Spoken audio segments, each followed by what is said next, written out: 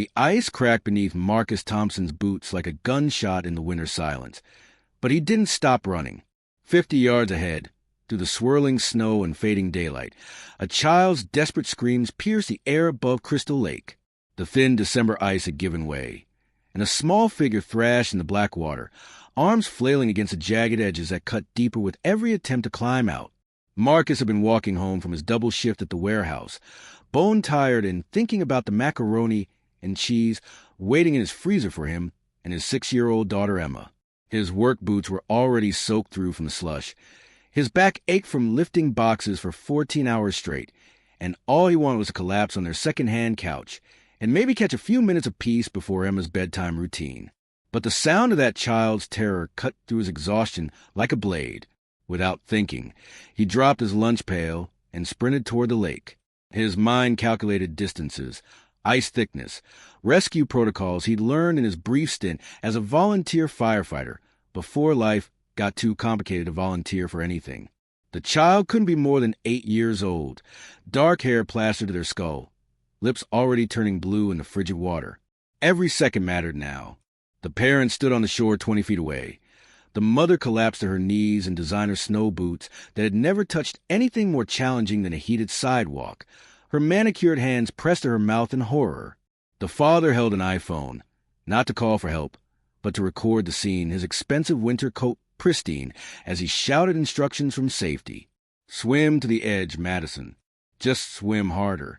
Comment hero, if you've ever witnessed someone step up when everyone else stood back, because what Marcus did next changed everything. Marcus didn't waste time on anger at the useless parents or judgment about how a child ended up on unsafe ice. He just ran. The ice groaned under his 180 pounds, spiderweb cracks spreading from his footsteps. But he pressed on. 20 yards. 15. The child's struggles were growing weaker, hypothermia already setting in. 10 yards, and Marcus could see it was a little girl, her pink coat now a sodden weight dragging her down. At 5 yards from the hole, the ice couldn't support him anymore. Marcus threw himself forward in a desperate slide just as the surface shattered beneath him, plunging him into water, so cold it felt like liquid fire. The shock hit his nervous system like electricity, every muscle seizing as the lake tried to kill him instantly. But his calloused hands found a girl's coat, and he pulled her against his chest as the current tried to sweep them both under the ice shelf. "I've got you," he gasped, though his own lips were already numb. The girl's eyes were unfocused, her small body limp from cold and terror.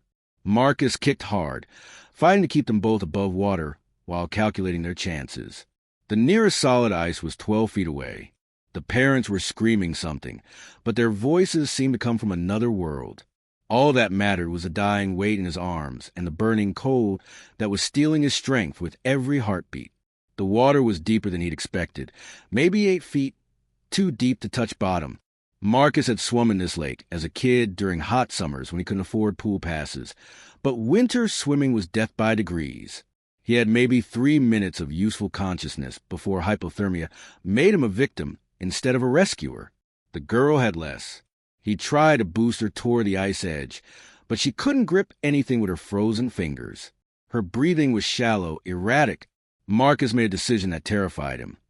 He dove under, using his body as a platform to lift her higher, burning precious oxygen and body heat to give her a chance. His lungs screamed for air as he pushed upward, feeling her small frame clear the water surface.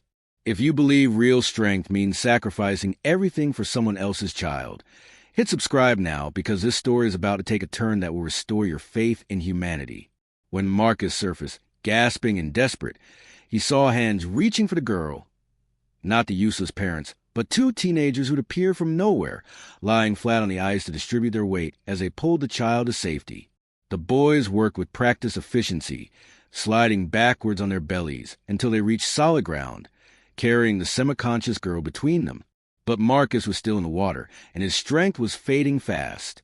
The cold had moved past pain into numbness, his waterlogged coat dragging him down like an anchor. He tried to grab the ice edge, but it kept breaking off in his hands. Each attempt used energy he didn't have, and the current was slowly pushing him under the thicker ice where rescue would become impossible. The mother's voice cut through the winter air, high and panicked.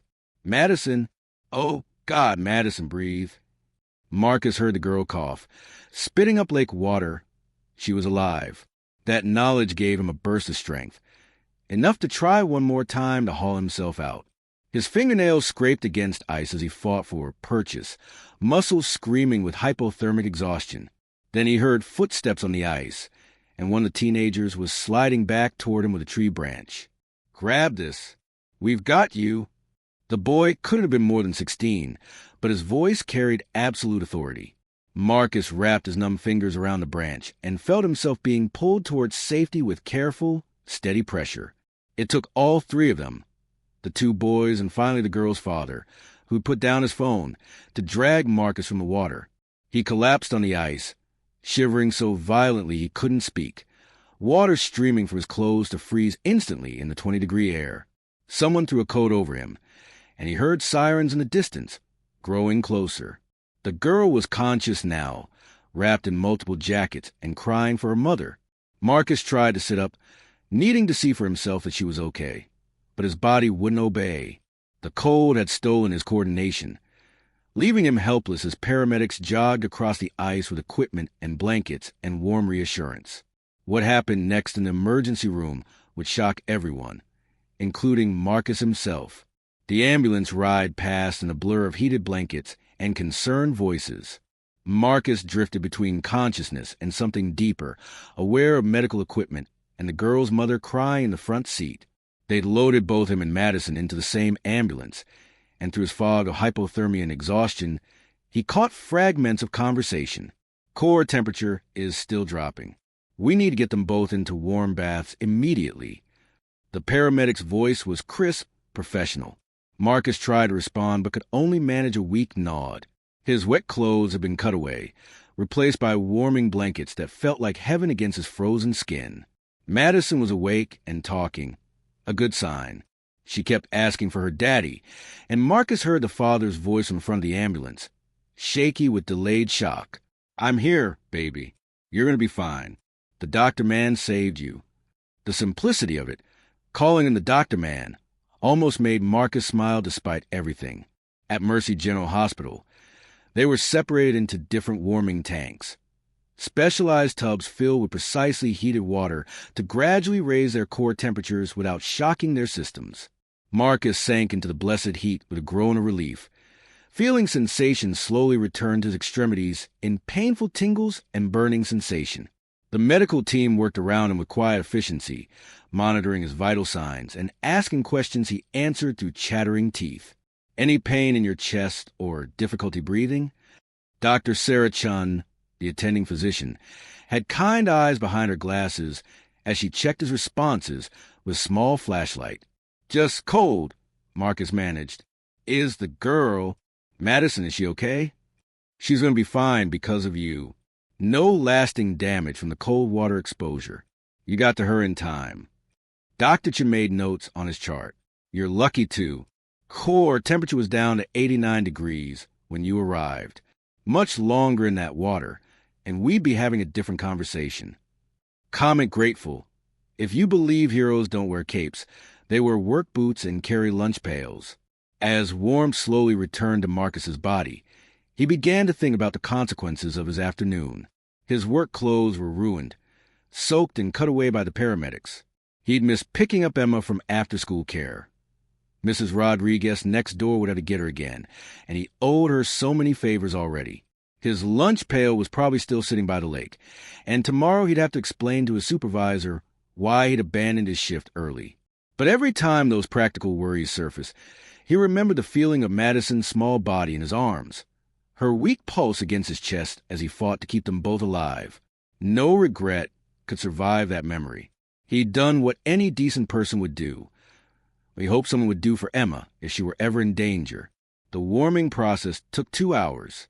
Marcus dozed fitfully in the heated water, attended by nurses who checked his temperature every 15 minutes and gradually increased the heat as his body could tolerate it.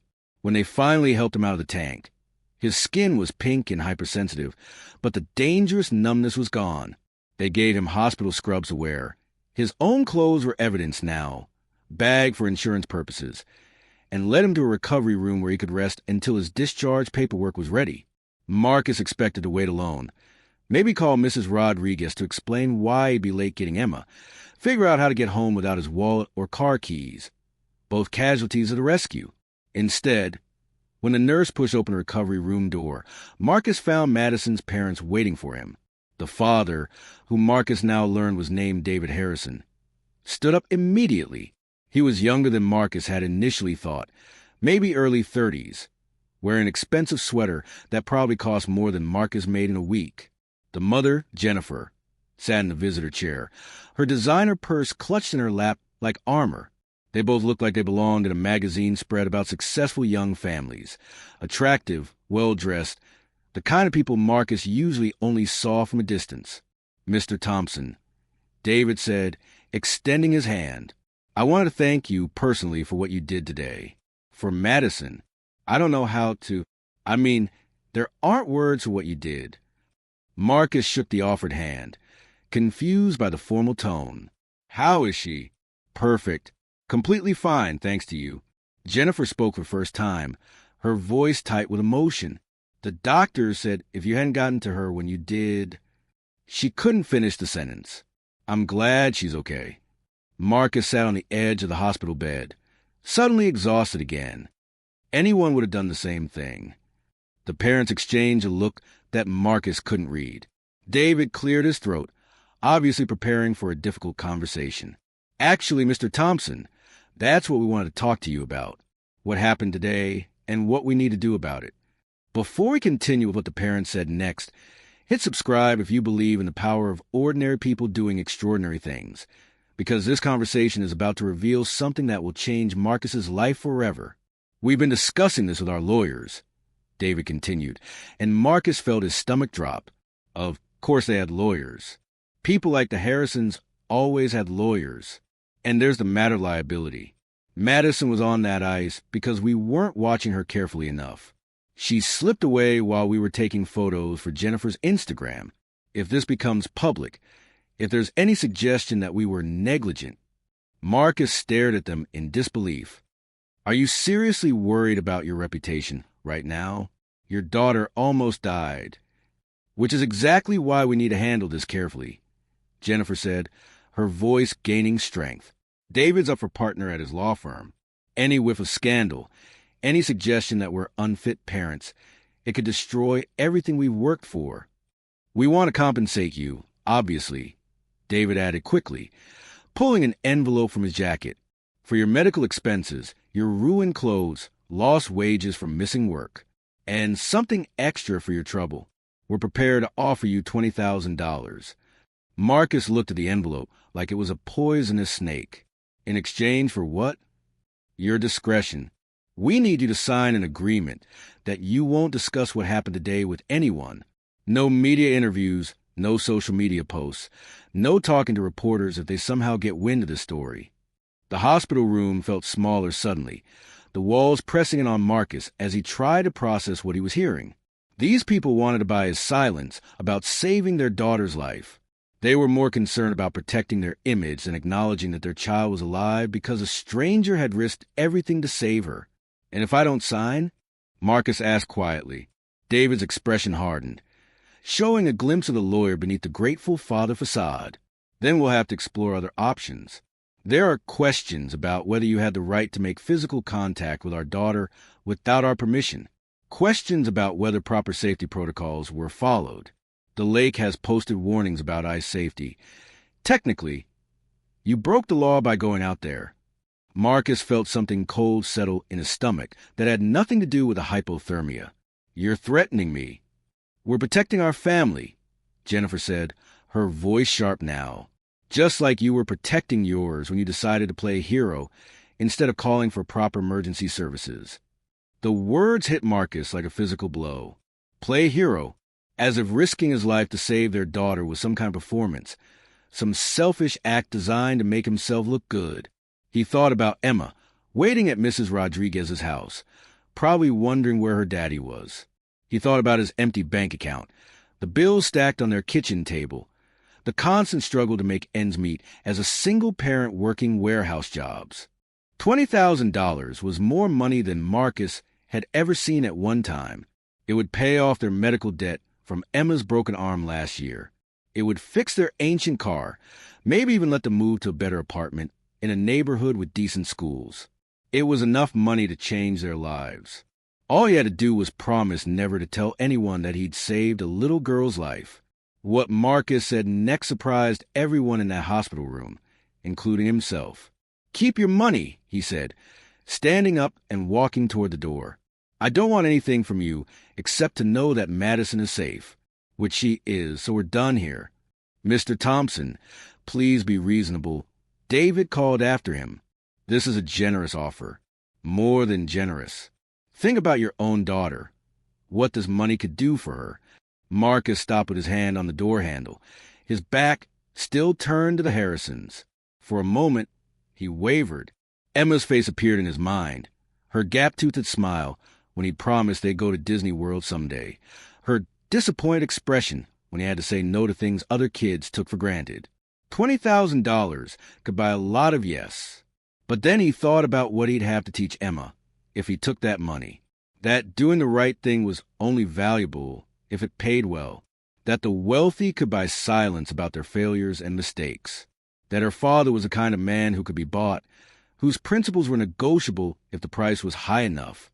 "I want my daughter to be proud of who her father is," Marcus said without turning around. "Taking your money wouldn't help with that." He walked out of the hospital room, leaving the envelope of cash sitting on the bedside table like an accusation. The discharge process took another hour. Marcus called Mrs. Rodriguez from the hospital phone, explaining that he'd been in an accident but was fine, that he'd be there to pick up Emma as soon as he could figure out transportation. The elderly woman, bless her heart, immediately offered to drive to the hospital and get him, refusing to take no for an answer. As Marcus waited in the hospital lobby for his ride, he overheard two nurses talking at the front desk about the lake rescue. Word was already spreading through the hospital staff about the man who jumped into freezing water to save a stranger's child. One of the nurses was telling the story to her supervisor, and Marcus realized with a sinking feeling that the Harrisons' hopes of keeping this quiet were already doomed. By the time Mrs. Rodriguez arrived, driving her ancient Honda with a heater running full blast and a thermos of hot coffee in the passenger seat, 3 different people had approached Marcus to shake his hand and thank him for being a hero. A maintenance worker whose own grandson had fallen through ice 2 years earlier in Michigan, a security guard who'd served as a Navy rescue swimmer and recognized the courage it took to go into freezing water, an elderly patient who simply wanted to tell him that he'd restored her faith in human decency. Each conversation made Marcus more certain that he'd made the right choice in that hospital room. "Mijo, what you did today," Mrs. Rodriguez said as they drove through the dark streets toward Emma. "That little girl's parents, they must be so grateful. So thankful to God that you were there." Marcus stared out the passenger window at the Christmas lights beginning to appear in house windows, thinking about Jennifer Harrison's concern for David's partnership track and their social media image. "Yeah," he said quietly, "something like that. Share this with someone who needs to remember that real heroes don't ask for credit or payment, because Marcus's story isn't over yet." When they arrived at Mrs. Rodriguez's house, Emma came running out the front door in her winter coat, throwing her small arms around Marcus's waist with the fierce intensity of a 6-year-old who'd been worried about her daddy. "You smell like the hospital," she said, wrinkling her nose. "Are you sick?" "Just cold, baby girl. I got really cold today, but I'm warming up now." Marcus knelt down to her level, studying her face in the porch light. Her dark eyes, so much like her mother's had been, searched his expression for signs of trouble. Emma had developed an early radar for adult stress, a survival skill for children who'd learned that life could change without warning. "Mrs. Rodriguez said you helped somebody. Were you late because you were helping?" Marcus nodded, smoothing Emma's hair back from her face. "A little girl fell through the ice at Crystal Lake. She needed help getting out." Emma's eyes went wide. "Did you save her?" "We saved her together, me and some other people who showed up to help." "Was she scared?" "Very scared. But she's safe now with her mommy and daddy." Emma considered this gravely. processing the idea that other children could be in danger, that her father was the kind of person who helped when help was needed. "I'm proud of you, Daddy." The simple declaration hit Marcus harder than the freezing lake water had. This was what mattered, not the Harrisons' money or their lawyers or their fears about reputation. Emma was proud of him. That was worth more than any amount they could have offered. They drove home to the quiet December evening, Emma chattering about her day at after-school care, the Christmas decorations her class was making, her excitement about the holiday concert next week. Normal, precious, everyday life continuing despite the afternoon's drama. Marcus half listened, exhausted but content, thinking about hot showers and dry clothes and the macaroni and cheese still waiting in their freezer. He'd almost forgotten about the Harrisons' threats until his phone started ringing. The first call came as they were pulling into their apartment complex. The number was unfamiliar, but when Marcus answered, he heard the crisp voice of a local news reporter who'd somehow gotten his contact information. "Mr. Thompson, I'm Sarah Walsh from Channel 7 News. I understand you rescued a child from Crystal Lake today. Could I ask you a few questions about what happened?" Marcus hung up without responding, but the phone rang again immediately. A different reporter, this time from the newspaper. Then another call from a radio station. Word was spreading faster than the Harrisons had anticipated, and Marcus realized their legal threats might be the least of his problems.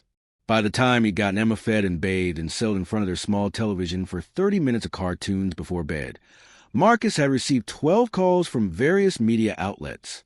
Each time, he'd politely declined to comment and hung up, but the calls kept coming. His phone number, his address. Somehow details about his life were already making their way through the local news network. Emma fell asleep during her bedtime story, exhausted from the day's excitement and worry. Marcus tucked her into her small bed, pulling her favorite stuffed elephant close to her cheek, and finally allowed himself to think about what the next few days might bring. The Harrisons had lawyers and money and social connections. If they really wanted to make trouble for him, they probably could. But as Marcus looked at his sleeping daughter, he knew he'd make the same choice again. Some things were more important than money or safety or avoiding complications. Some things were worth the risk. His phone buzzed with a text message from an unknown number. "This is David Harrison. Last chance to reconsider our offer before this gets out of hand. $25K final offer." Marcus deleted the message without responding and turned off his phone. Comment, respect. If you believe doing the right thing is always worth it, no matter the cost, because tomorrow would bring consequences that no one could have predicted. The next morning, Marcus woke to the sound of voices outside his apartment window. Emma was still sleeping, but something in the tone of the conversation below made him get up and look outside.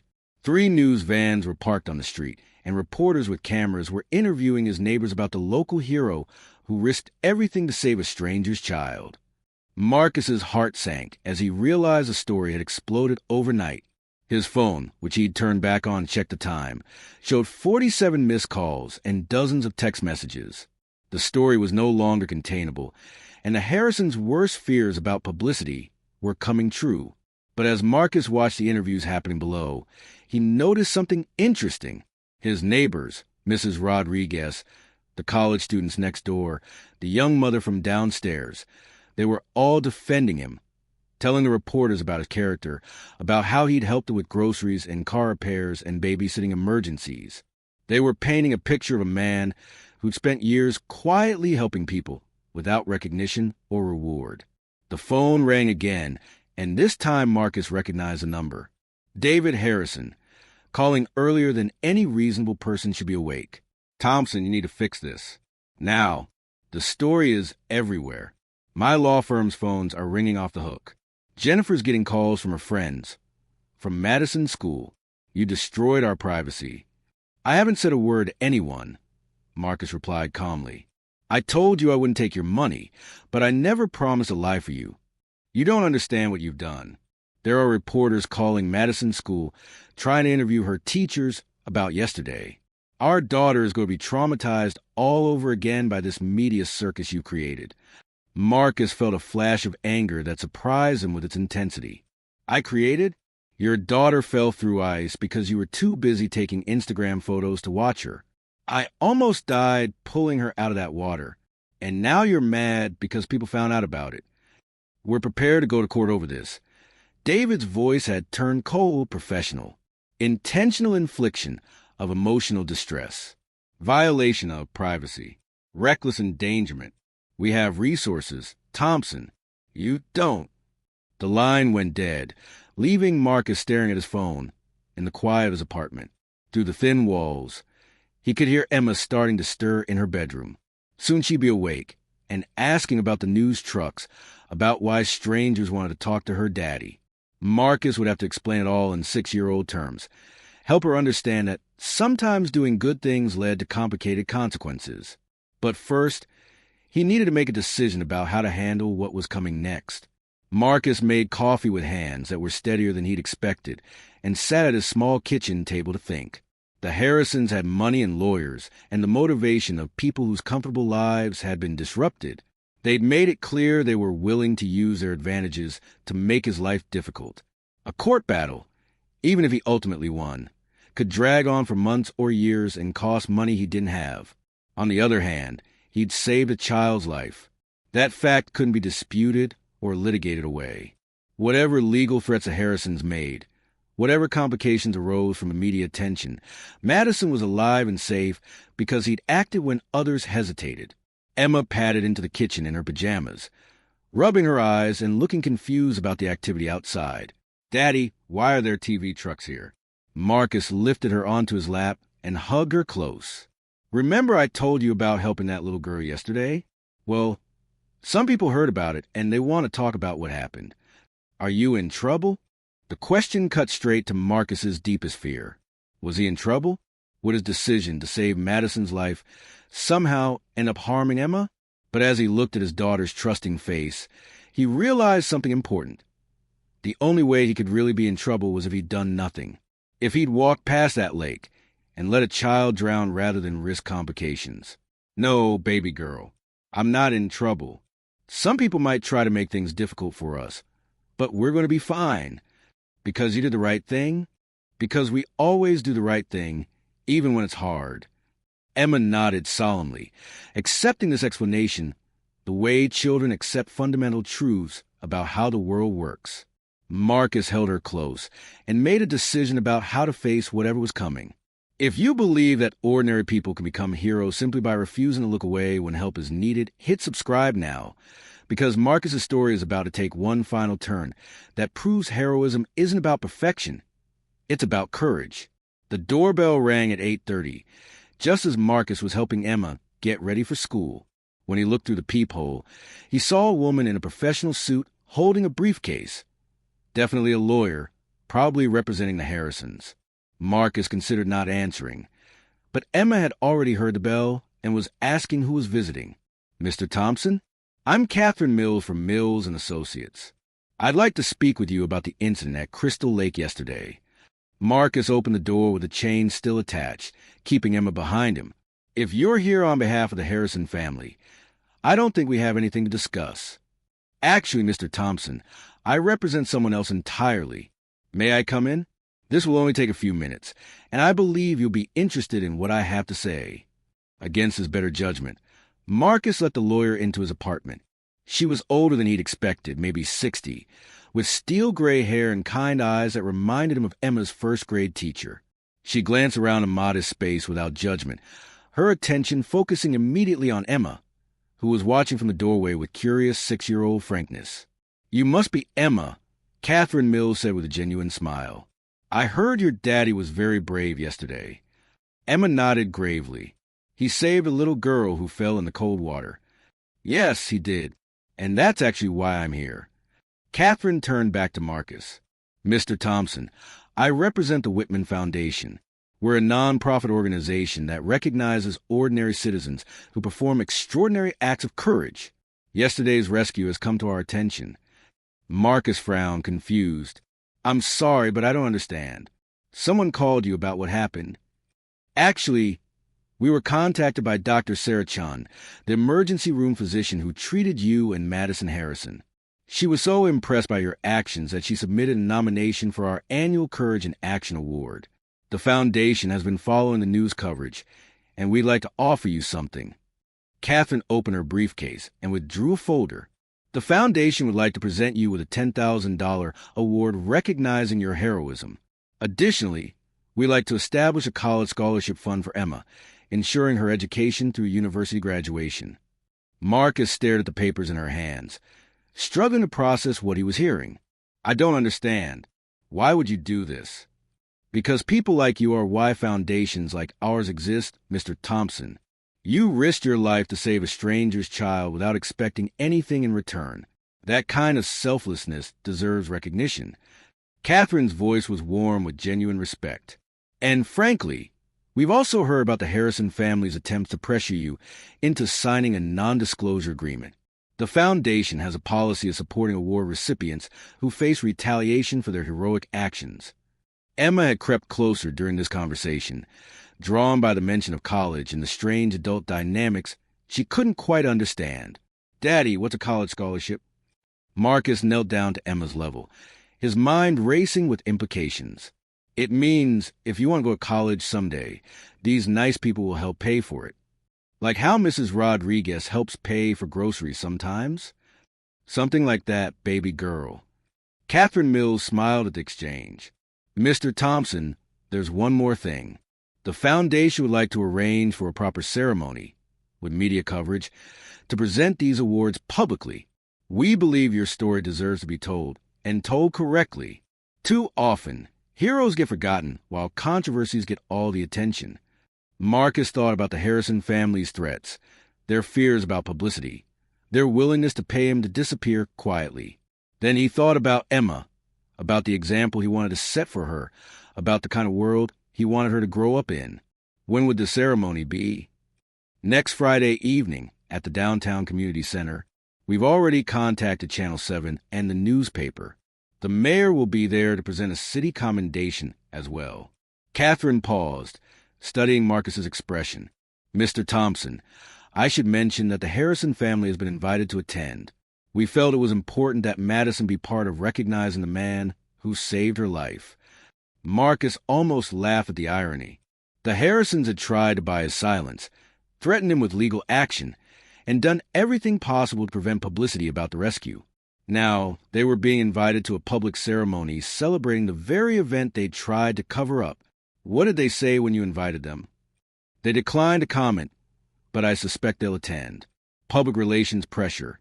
If nothing else, it would look very strange for them to skip an event honoring the man who saved their daughter. Comment justice. If you believe the truth always finds a way to surface, no matter how hard people try to bury it. That evening, after Emma was asleep and the news trucks had finally left their street, Marcus sat on his small couch thinking about the conversation with Catherine Mills. The Foundation's offer was generous beyond anything he'd imagined, but more than the money, it represented something he'd never expected. Validation that doing the right thing mattered, that his choice to risk everything for Madison had value beyond just saving one life. His phone buzzed with a text from David Harrison. We know about the Foundation ceremony. This is your last chance to end this quietly. $50K, plus we'll match their college fund for your daughter. All you have to do is decline their award and sign our agreement. $50,000, plus Emma's college education guaranteed. Marcus stared at the offer, calculating what that money could mean for their future. A real apartment in a safe neighborhood. A reliable car. Emma in private school, with art classes and music lessons and all the opportunities that money could provide. Security he'd never been able to give her. All he had to do was agree that saving Madison Harrison's life wasn't worth celebrating publicly. Marcus typed back, My answer is the same as before. Keep your money. David's response came immediately. You're making a mistake. When we're done with you in court, you'll wish you'd taken our original offer. Marcus turned off his phone and walked to Emma's bedroom door, watching his daughter sleep peacefully in the dim light from the hallway. She'd asked him tonight if he was really a hero, the way the TV people said. He'd told her that heroes were just regular people who help when help was needed, nothing more and nothing less. Tomorrow he'd call Catherine Mills and accept the Foundation's offer.